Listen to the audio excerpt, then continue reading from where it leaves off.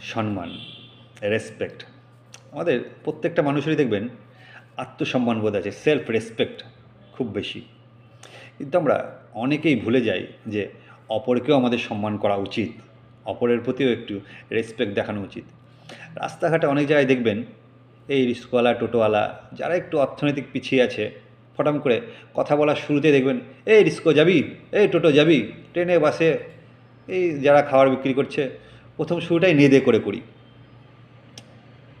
আমরা সবাই জেনজি জেনারেশনকে দোষ দিই যে এরা সম্মান করতে পারে না মানুষকে। কিন্তু একটু নিজেদের দিকে তাকিয়ে দেখবেন, আমরাও হয়তো অনেকেই যারা অর্থনৈতিকভাবে পিছিয়ে আছে তাদেরকে ঠিকঠাক সম্মান করতে পারি না। প্রত্যেকটা মানুষেরই সম্মানবোধ আছে, জানেন তো? এটা অনেকটা সেই নিউটনের তৃতীয় গতিসূত্রের মতন, যে প্রত্যেকটা ক্রিয়ারই সমান এবং বিপরীত প্রতিক্রিয়া আছে।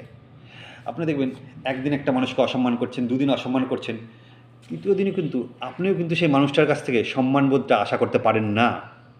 আপনি যেরকম অপরকে সম্মান করবেন, অপরও দেখবেন আপনাকে ঠিক সেরকম একটা বিপরীত সম্মান করবে। আর আপনি যদি সকলের ক্ষেত্রে যদি সেই একই মনোভাব নিয়ে চলেন যে না আমি বড়, আমি কাউকে ঠিকঠাক সম্মান করবো না, বেশিরভাগ মানুষকে নেদে করে কথা বলা, এটা ঠিক নয়।